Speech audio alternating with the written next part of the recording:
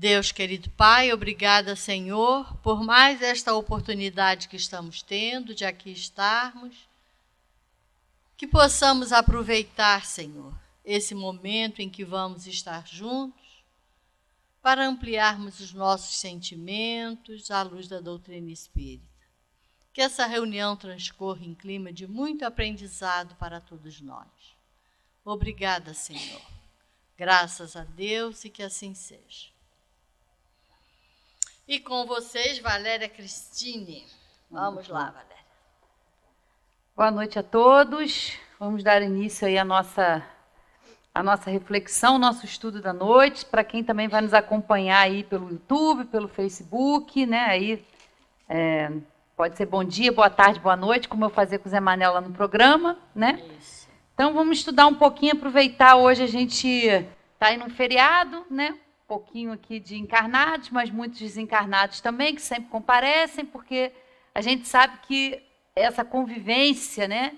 E às vezes a gente fala isso, algumas pessoas se assustam, mas é normal, né? A gente sabe, a gente que estuda a doutrina espírita sabe que a gente vive aí, que essa convivência de encarnado com desencarnado, ela é comum, ela acontece, então, né, que a gente possa aproveitar aí para estudar um pouquinho essa noite. E aí, pensando nesse tema, que é a moral estranha, a gente vai ver algumas questõezinhas, duas questões no Livro dos Espíritos, e vamos estudar o capítulo 23 do Evangelho, que a gente não vai ver todo, a gente só vai falar aqui de alguns trechinhos, mas é o capítulo 23 que fala sobre a estranha moral, né?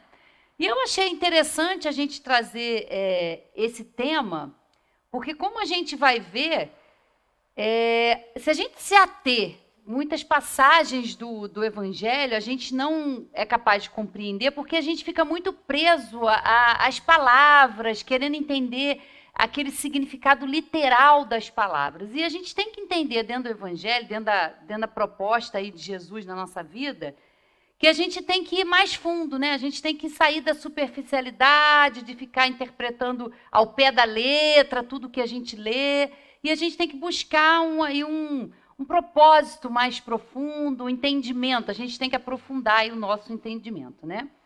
Então, na verdade, eu escolhi para a gente ter esse novo olhar aí sobre o ensino de Jesus, para a gente ir além. E aí fiquei pensando, né? Quantas situações a gente, na terça-feira, que até no nosso estudo, a gente estava conversando sobre situações da nossa vida, né? Da nossa vida diária, das nossas experiências, assim, como encarnados, na nossa convivência com as pessoas.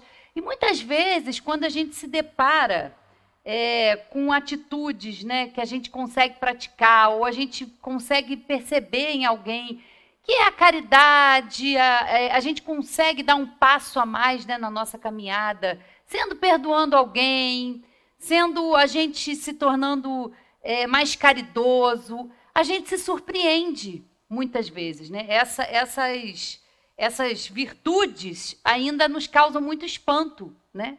Quando a gente vê, gente, realmente eu consegui superar isso, eu consegui passar por toda essa situação, e hoje eu tenho essa capacidade de olhar. Quando a gente percebe um avançozinho na nossa caminhada, a gente se surpreende, ou a gente se depara com situações aí na vida, como a gentileza, né? A honestidade, a paciência, o equilíbrio, a gente se surpreende, né?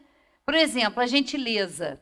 Como é bom a gente estar em situações que a gente consegue presenciar um ato de gentileza, que a gente vê ali o outro tendo uma atitude, sei lá, numa briga, numa discussão, a pessoa consegue se manter equilibrada, a pessoa consegue se manter paciente, né?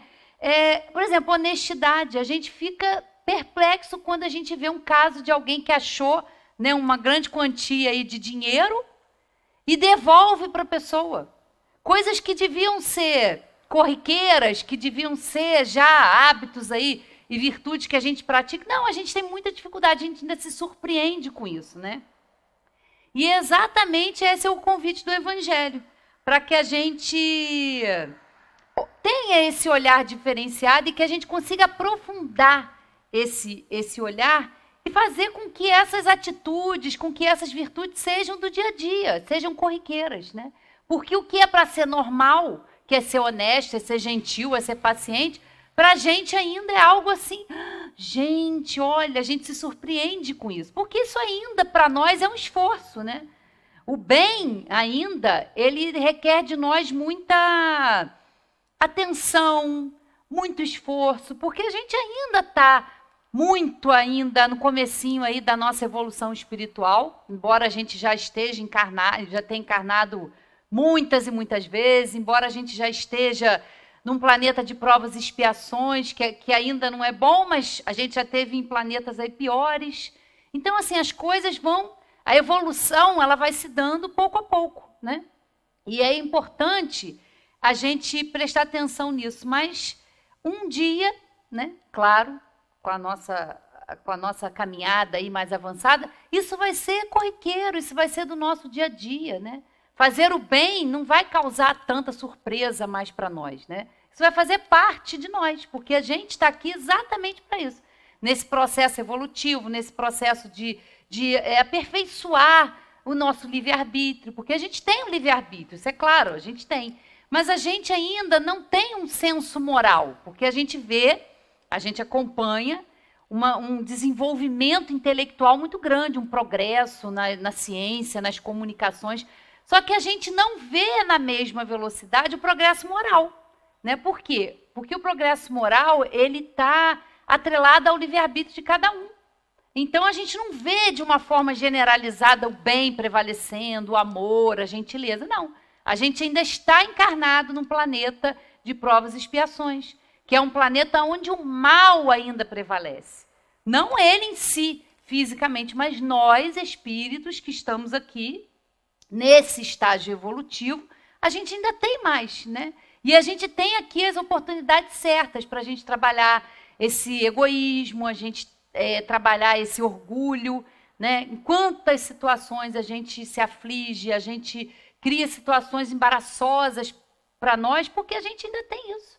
A gente tem esse ego, a gente ainda quer ter a razão, a gente tem dificuldade de ouvir o outro, a gente tem dificuldade de exercitar a caridade. Mas é bom que a gente entenda, quando a gente fala de caridade aqui, a gente não pode se limitar só à caridade material e a gente não está se restringindo. A gente fala da caridade como a entendia Jesus, né? E aí é um pouquinho mais profundo. Por quê? É ser benevolente para com todos, perdoar as ofensas, né? E a gente sabe o quanto para nós é difícil. E ser indulgente com o erro do nosso semelhante. São virtudes que são ainda muito difíceis da gente praticar. Por quê? Porque a gente tem que ter a humildade, a gente tem que... chega uma hora que a gente fala, gente, eu quero ser feliz ou eu quero ter razão? E a gente fica, às vezes, querendo ter razão, querendo impor a nossa forma de ver, e não funciona assim, né? Então, a gente tem as oportunidades que são necessárias. E aí a gente fica pensando assim, mas será que a gente tem assim um modelo? E aí a gente vem aqui para o Livro dos Espíritos, dentro do livro 3º, que vai começar, trata das leis morais. A primeira lei que a gente tem aqui para estudar é a lei divina ou natural. E aí, dentro do item que fala sobre o conhecimento da lei natural, Kardec faz uma pergunta muito importante, que a gente já estudou, que a gente passa, mas é bom a gente estudar com muita calma, a gente lê e a gente pode tirar muita coisa boa daqui. 625. Qual o tipo mais perfeito que Deus ofereceu ao homem para lhe servir de guia e de modelo?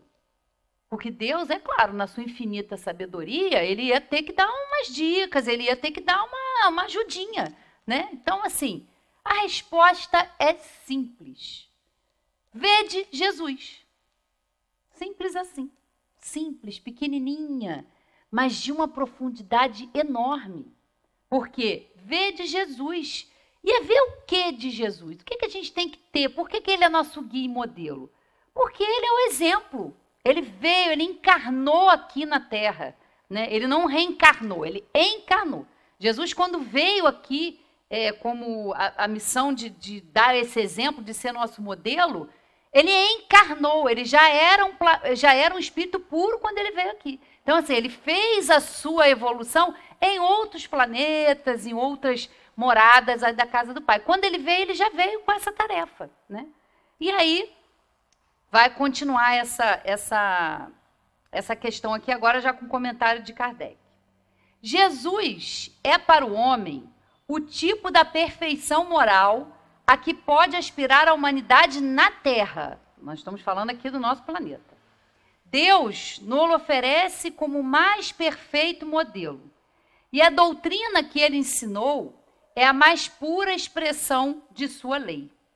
Porque ele estava animado do Espírito Divino e foi o ser mais puro que já apareceu na Terra, né? E é claro que a gente tem Jesus como modelo, mas a gente também não pode ser irresponsável de achar que a gente já está com essa bola toda de ser igual a Jesus, né? Porque não estamos. Ele é o modelo. Então, assim, todo o seu ensinamento é importantíssimo. E hoje a gente tem, né, mais de 2000 anos, a gente tem um evangelho aqui, segundo o Espiritismo, que faz toda a diferença, como a gente vai ver um pouquinho mais na frente. Por quê? Porque é o mesmo ensinamento de Jesus, é a mesma moral, mas já um pouquinho mais aprofundado, com outros esclarecimentos que a gente já pode entender.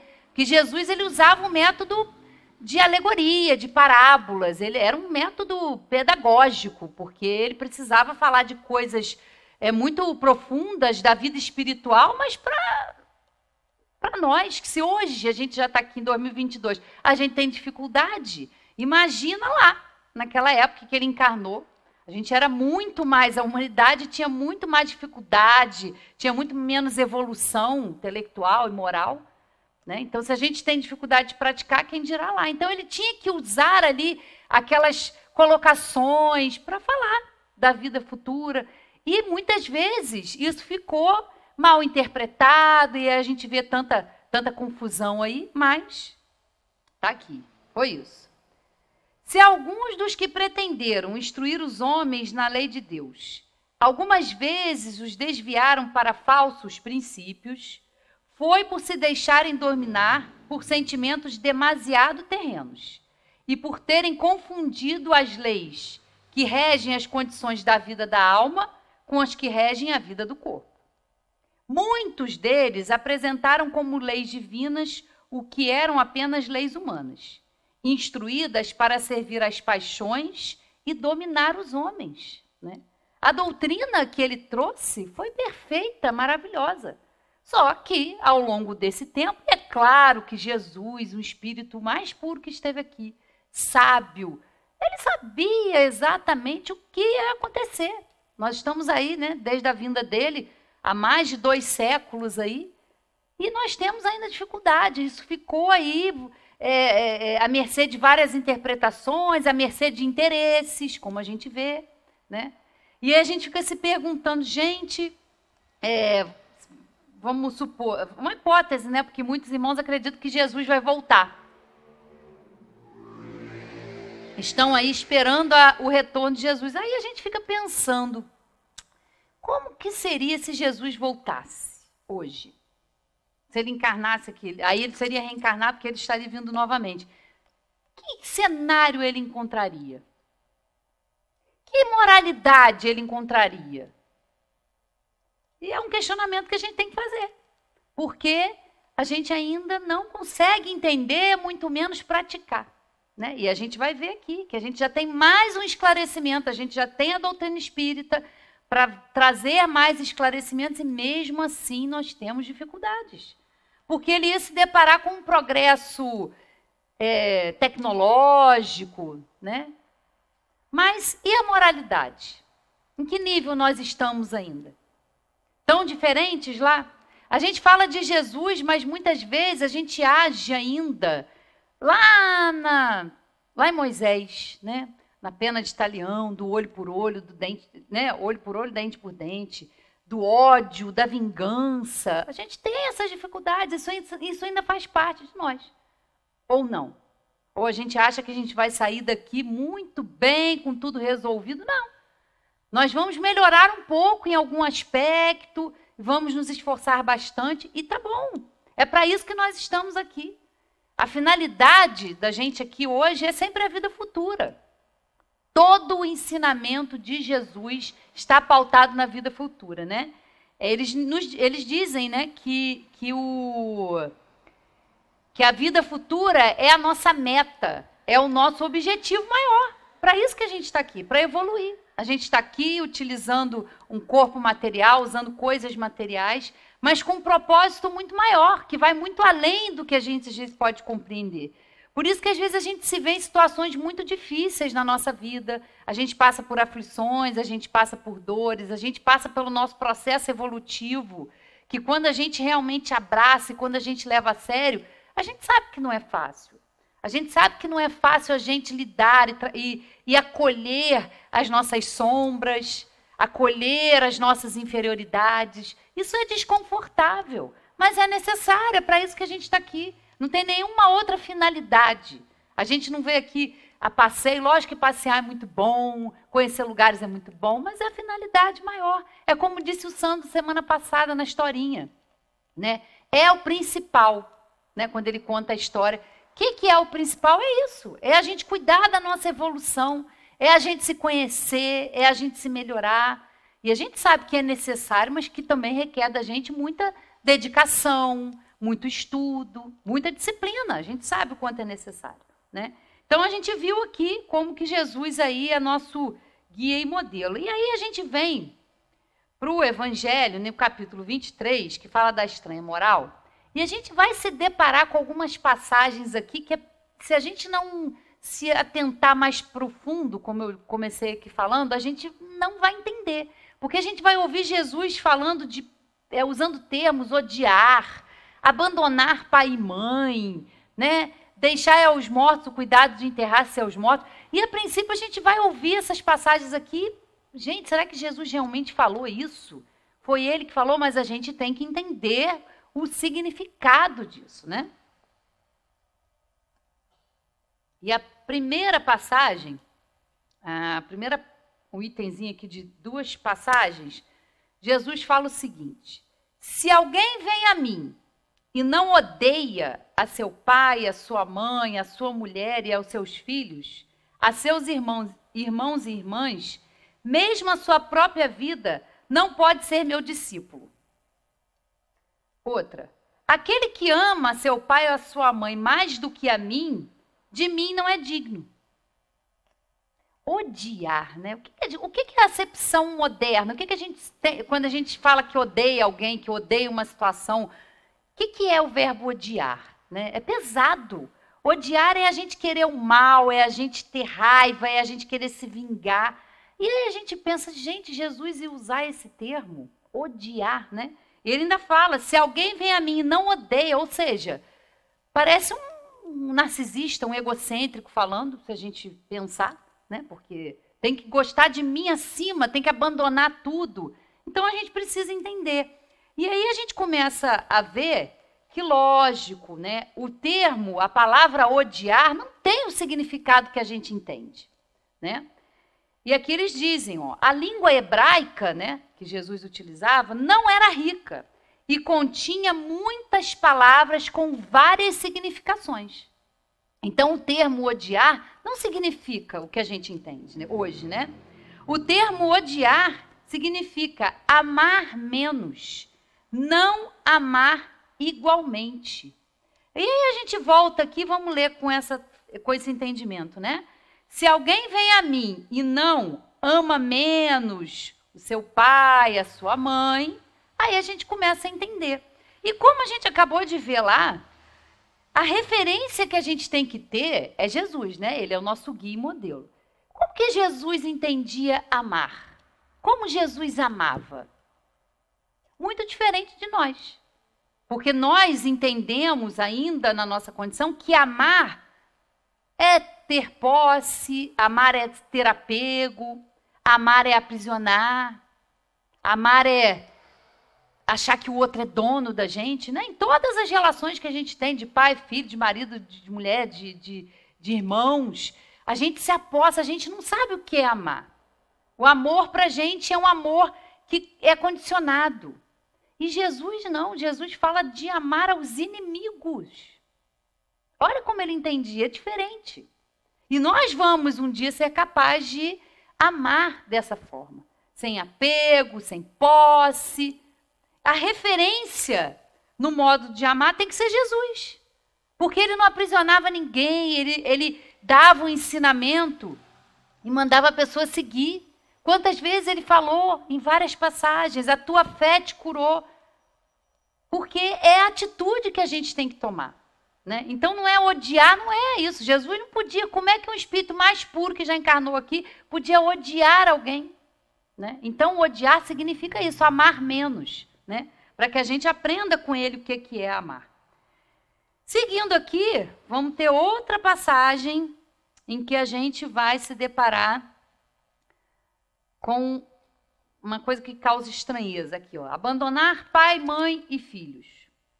Aquele que houver deixado pelo meu nome sua casa, os seus irmãos ou suas irmãs, ou seu pai ou sua mãe ou sua mulher, ou seus filhos ou suas terras, receberá o cêntuplo de tudo isso e terá por herança a vida eterna.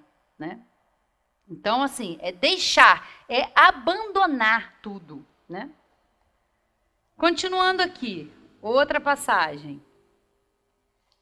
Disse-lhe o outro, Senhor, eu te seguirei, mas permite que antes disponha do que tem em minha casa. Jesus lhes respondeu, quem quer que tendo pondo a mão na charrua, olhar para trás, não está apto para o reino de Deus.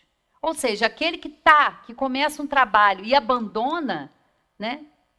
É o que ele fala aqui. E que olha para trás e que quer voltar, não vai ser digno do reino de Deus. E aí a gente continua no nosso entendimento aqui. O que Jesus queria falar? Qual era o ensinamento com essas passagens? Ele estava falando da vida futura, que é a verdadeira vida, como a gente vai ver aqui, ó. Aqui, no mundo, né, material, as coisas são consideradas apenas do ponto de vista terreno.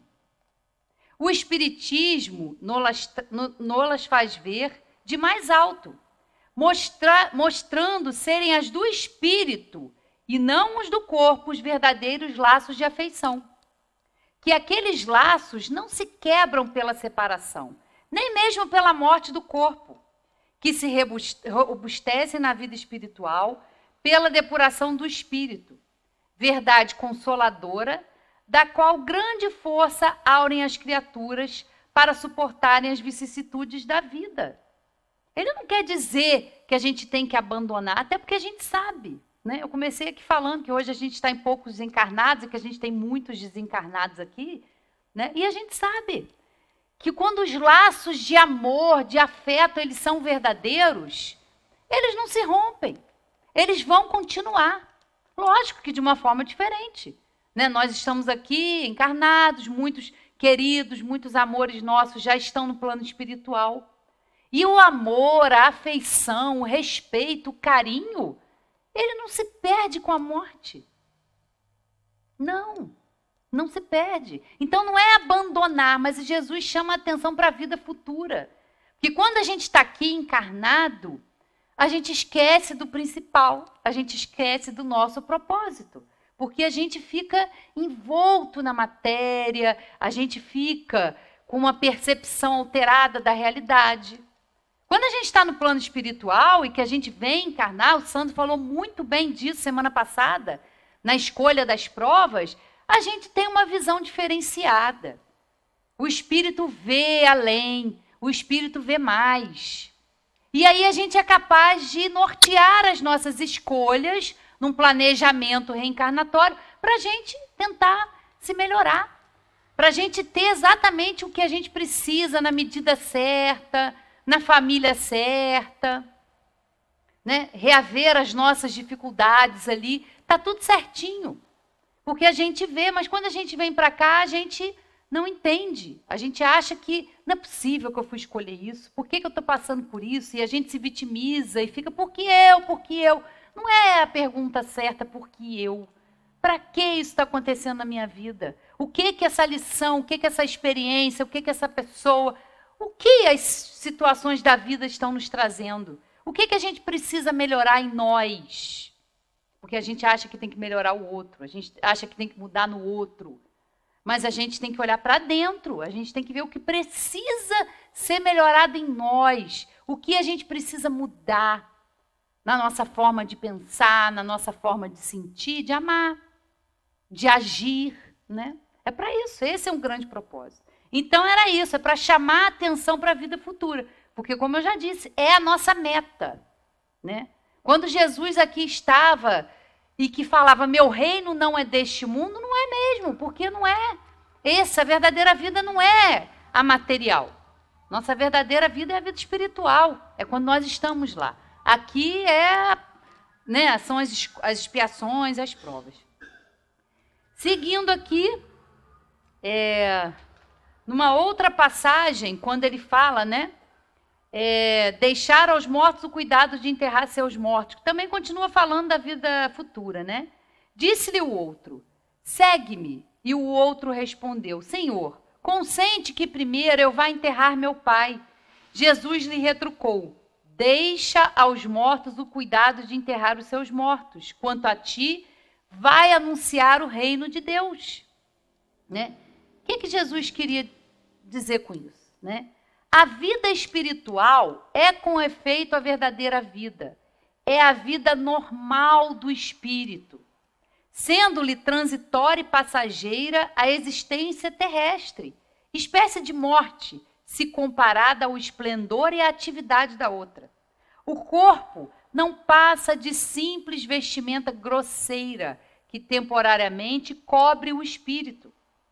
Verdadeiro grilhão que o prende à gleba terrena, do qual se sente feliz em libertar-se.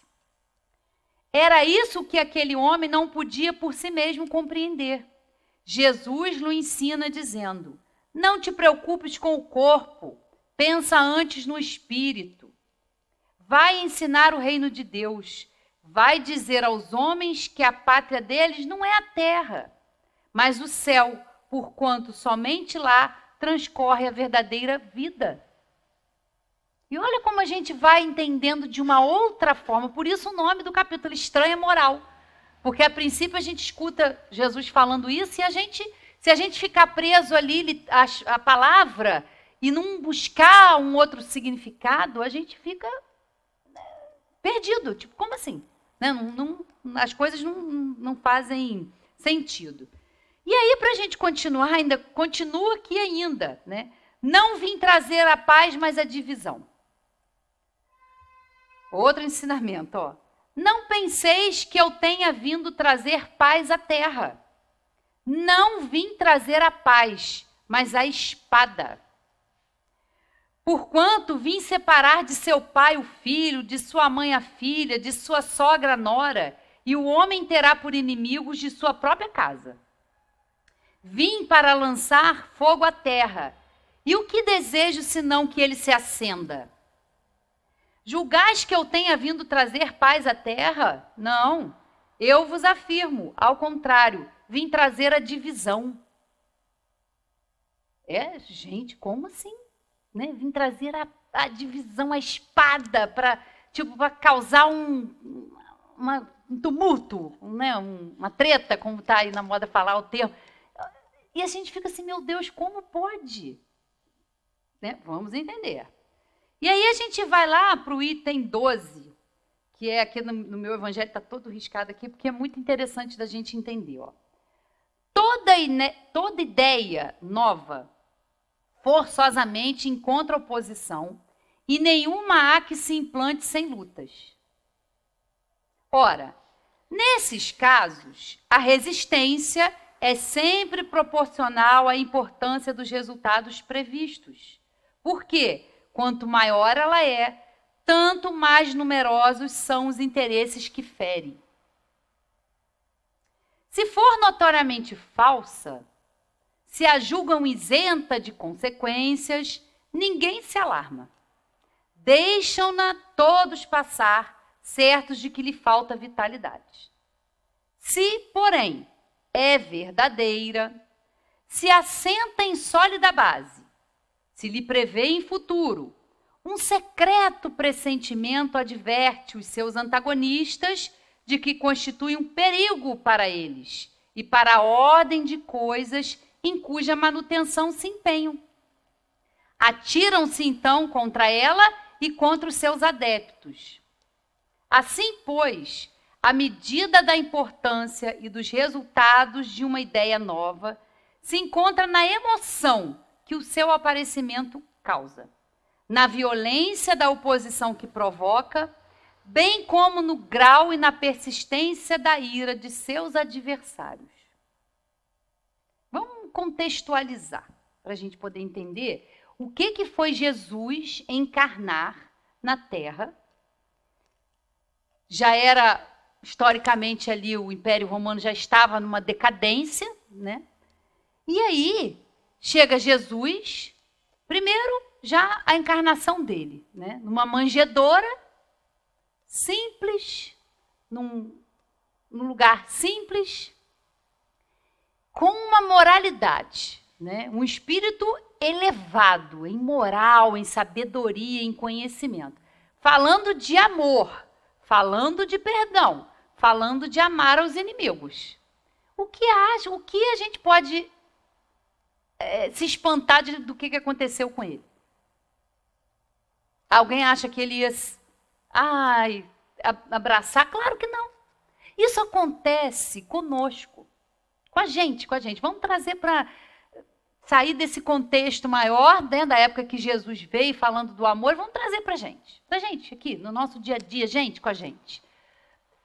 Quando a gente tem que, sei lá, ir a um médico, quando a gente tem, por algum motivo, que mudar alguma coisa, um hábito, um simples hábitozinho na nossa vida, melhorar a nossa alimentação, se exercitar mais, dormir melhor, fazer leituras edificantes, aprender a meditar, sei lá, tantas coisas. Gente, que resistência que a gente tem. Como a mente da gente resiste a não querer mudar, a não querer fazer coisas novas. Eu estou falando de coisas físicas, ainda mais a moral. Que aí fica a coisa, o buraco ainda é mais embaixo. Quando a gente é chamado pela vida, pelas situações a mudar, a deixar de pensar daquela forma, como a gente resiste, como a gente tem dificuldade de deixar um mau hábito para adquirir um hábito melhor. E olha que é para o nosso bem, não é para o bem do outro, é para o nosso próprio bem. A gente resiste, a gente não quer, a gente se incomoda, né? Porque a gente não quer, a gente tem dificuldade, a gente resiste. Olha, para o seu bem, você vai melhorar, mas a gente não quer. A gente quer se manter ali naquela forma engessada de pensar, naquela forma engessada de sentir, naquela forma tumultuada, endurecida, inflexível de agir com o outro, de julgar, né? A gente tem essa dificuldade, isso acontece com a gente. Então, é claro que Jesus enfrentou toda essa resistência, porque ele estava falando de uma coisa que não era, que não podia ser praticada ainda. Não era aquela lá, não era compreendida nem praticada, e hoje ainda não é também, né? Nós temos as nossas dificuldades. E aí, continuando aqui, ó, Jesus vinha proclamar uma doutrina que solaparia pela base os abusos de que viviam os fariseus, os escribas e os sacerdotes do seu tempo. Imolaram-no, portanto, certos de que, matando o homem, matariam a ideia. Esta, porém, sobreviveu porque era verdadeira, engrandeceu-se porque correspondia aos desígnios de Deus. E, nascida num pequeno e obscuro burgo da Judéia, foi plantar o seu estandarte na capital mesma do mundo pagão, à face dos mais encarniçados inimigos, daqueles que mais porfiavam em combatê-la. Porque subvertia, vamos prestar atenção nessa palavra, que na verdade é um verbo, né? Porque subvertia crenças seculares, a que eles se apegavam muito mais por interesse do que por convicção. Que eu disse, Jesus voltando hoje, a situação ia ser diferente? Nós estamos aí moralmente muito diferentes dos escribas, dos fariseus? Será que nós estamos moralmente tão diferentes? Não. Ele encontraria a mesma situação. Eu acho que ele ia se aborrecer da mesma forma quando ele entrou lá no templo, em que ele derrubou as barracas, em que ele falava, vocês estão fazendo um comércio das coisas, das leis de Deus. Hoje é diferente? Para que Jesus voltar, gente? O que ele tinha que fazer, que ele já fez. Dar o exemplo, ele já deu. Ele não encontraria nada muito diferente, só com outros formatos. Mas nós ainda não avançamos tanto moralmente. E é lógico, né? E essa palavra aqui, né? Porque ele subvertia crenças seculares. Aí chamou atenção. E eu fui ver lá, porque igual, como a Sueli fala, né? É bom às vezes a gente procurar o significado das palavras, né? Sueli é professora de português, mas eu acho interessante, porque isso faz a gente pensar, né? Porque a gente escuta essa palavra subverter, subversivo. O que é isso? Jesus era, né? E aí a gente vai lá, ó, verbo subverter. É a ação de fazer revolução, causar, revolver-se de baixo para cima, né? E aí eu fiz uma analogia por conta própria, de dentro para fora, né? É a alteração ou aniquilamento de uma ordem estabelecida. Não foi isso que ele fez? Eram interesses materiais, era feito comércio com as coisas santas. E ele chegou lá, sendo modelo, sendo exemplo de amor, de perdão, de caridade, ensinando a amar os inimigos. Totalmente revolucionário. Que revolução gigantesca que ele trouxe. Ele subverteu. Está lá, né? É a alteração ou aniquilamento de uma ordem estabelecida. E novamente trazendo para nossa vivência, para a gente, né? A gente pode pensar que o subverter, né, é um verbo. E todo verbo a gente sabe que remete à ação. Né? O verbo, quando a gente usa uma palavra que é um verbo é o quê? O verbo é ação. O verbo é agir. Né? E aí a gente pode usar esse verbo para subverter, para a gente provocar uma subversão em nós mesmos. Né? Como? Porque se a gente prestar atenção, a gente está nesse processo evolutivo, a gente está numa transformação íntima. Isso é subverter. Quantas crenças, quantas formas de pensar a gente tem na nossa vida? De fazer as mesmas coisas daquela mesma maneira, e a gente acha que o outro ainda tem que aceitar a maneira da gente ser. Eu sou assim, né? A síndrome de Gabriela. Eu nasci assim, eu sou assim, então quem quiser que tem que me aceitar. Isso é uma arrogância, isso é de uma prepotência que a gente tem, isso é o nosso ego falando, sabe? Querendo ter razão, querendo achar que o que o outro pensa não vale de nada. Né? Então a gente precisa aprender a fazer isso, subverter, fazer isso aqui, ó, revolver-se de baixo para cima. A gente precisa disso.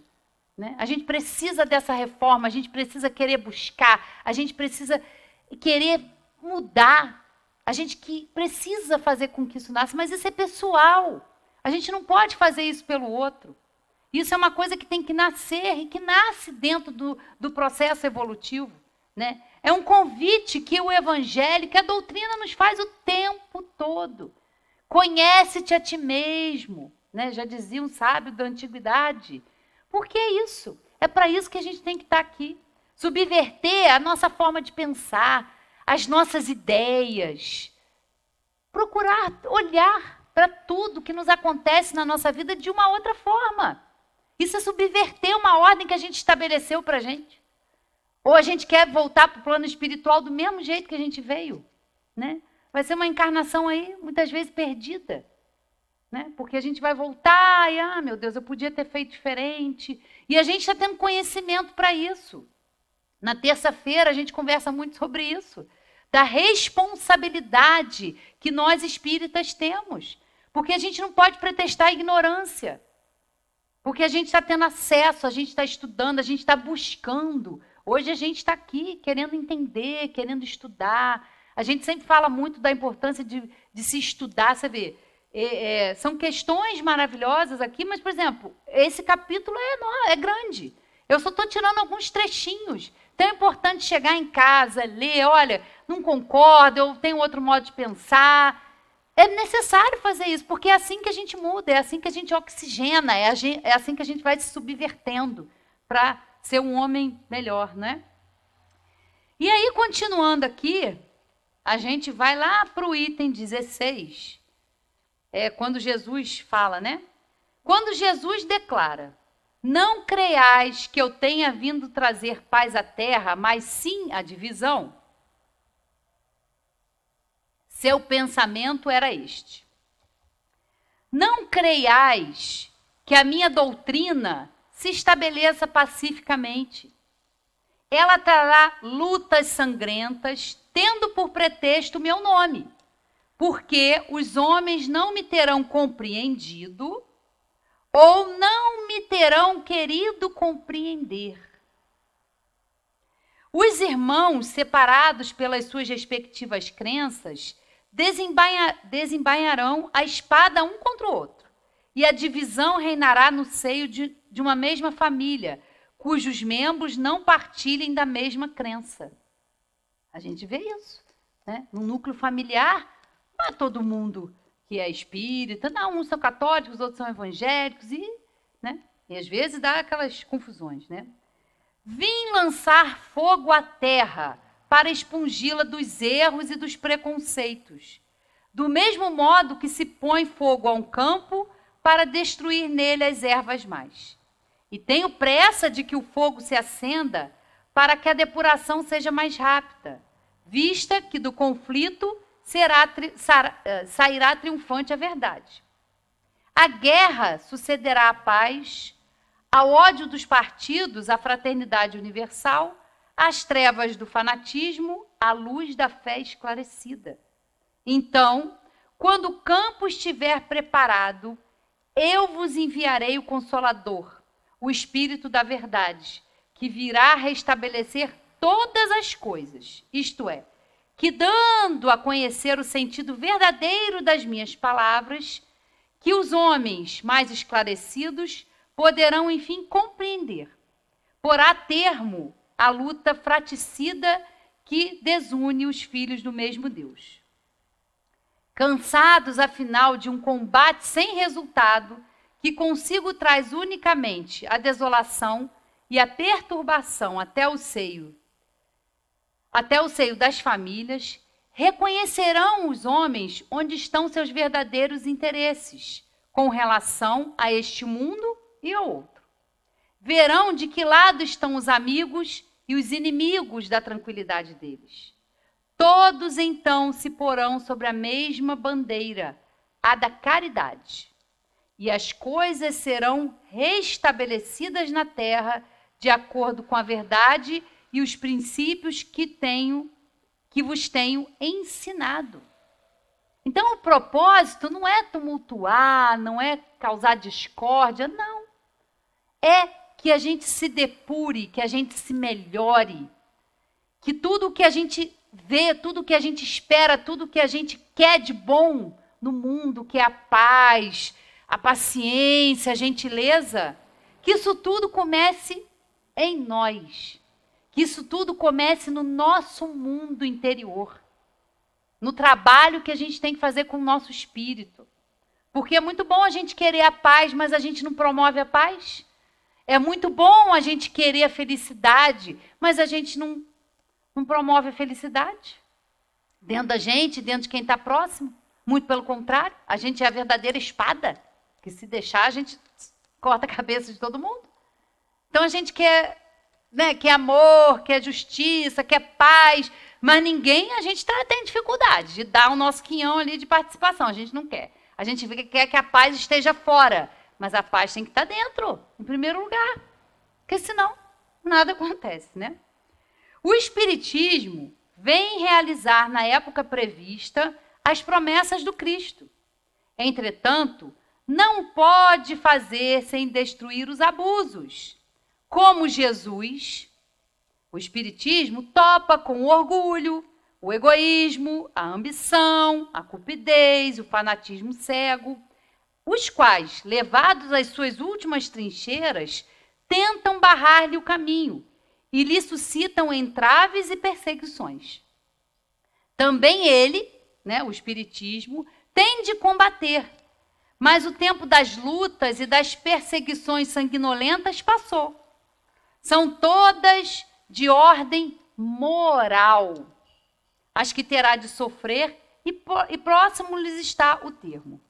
As primeiras duraram séculos, estas durarão apenas alguns anos, porque a luz, em vez de partir de um único foco, irrompe de todos os pontos do globo e abrirá mais de pronto os olhos aos cegos. Isso é a doutrina espírita, é o Consolador prometido. Por isso o Evangelho segundo o Espiritismo, porque são os ensinamentos morais, são as verdades, as leis divinas que Jesus nos mostrou como a gente tem que fazer. E o Espiritismo vem acrescentar, vem trazer luz, vem trazer esclarecimentos àquelas passagens que eram obscuras, que a gente não quer compreender, ou que a gente tem dificuldade de compreender. Por isso a terceira revelação. E a gente pode falar isso tranquilamente, sem orgulho, porque a gente não fala que é o único caminho. Só se você conhecer a doutrina espírita. Não é fora do espiritismo que há salvação. É fora da caridade que não há salvação. E a caridade todos nós podemos praticar. Todos nós, sem exceção. Não é fora da igreja, não é fora do espiritismo, não. É um dos caminhos. É um dos recursos que a humanidade tem. Não é só conhecendo a doutrina espírita que a gente vai estar salvo, nada. Isso é orgulho, isso é vaidade. Mas os recursos, os esclarecimentos que a doutrina nos traz, a fé raciocinada, nos leva para outro entendimento. Faz com que a gente compreenda todas essas passagens, que realmente vale o tema aí, o título o tema aqui, estranha moral. Que moral é essa? Que manda odiar? Não é nada disso. A gente que ainda não compreendeu. A gente ainda não compreendeu e muito menos ainda pratica. Mas isso não é para deixar a gente desanimado, não. É para motivar a gente a saber que a gente está no caminho certo. E que é isso mesmo. A gente melhora num quesito, vai vir outro. A gente avança porque a gente fala, não é possível. Quanto mais eu rezo, mais assombração me aparece. Não é. É porque a gente vai se modificando. É um processo de autoconhecimento, de busca, para que a gente trabalhe, para que a gente não fique mais uma encarnação como a gente vem aí de tantas, alimentando o ego. Por isso que aí vem do ego, o egoísmo, vem daí, da importância que a gente se dá. Claro que a gente é importante, mas se dá importância e achar que o outro, que a gente é mais importante que o outro, que a nossa opinião é melhor que a do outro, que a visão de mundo do outro é ruim, a nossa que é a melhor. É para isso, é para mexer com a gente, é para causar uma revolução, E aí, para a gente terminar, vamos lá, terminar com o Livro dos Espíritos, que na questão 627, está lá, A gente estuda a missão dos espíritas e aqui, nessa questão, fica clara a missão dos espíritos. Por que eles vieram? O que eles têm a acrescentar, Kardec faz a seguinte pergunta. Desde que Jesus ensinou as verdadeiras leis de Deus, qual é a utilidade do ensinamento dado pelos espíritos? Tem eles mais alguma coisa para nos ensinar? Olha a pergunta de Kardec. A resposta. O ensino de Jesus era frequentemente alegórico e em forma de parábolas, porque ele falava de acordo com a época e os lugares. Faz-se hoje necessário que a verdade seja inteligível para todos. É preciso, pois, explicar e desenvolver essas leis. Tão poucos são os que as compreendem e ainda menos os que a praticam. Nossa missão dos espíritos é a de despertar, ou seja, despertar, os olhos e os ouvidos para confundir os orgulhosos e desmascarar os hipócritas, os que afetam exteriormente a virtude e a religião para ocultar as suas torpezas.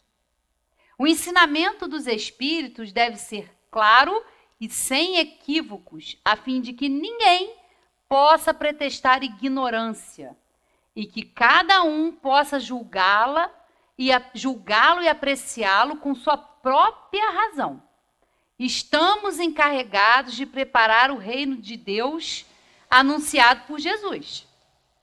E por isso é necessário que ninguém possa interpretar a lei de Deus ao sabor de suas paixões, nem falsear o sentido de uma lei, que é todo amor e caridade.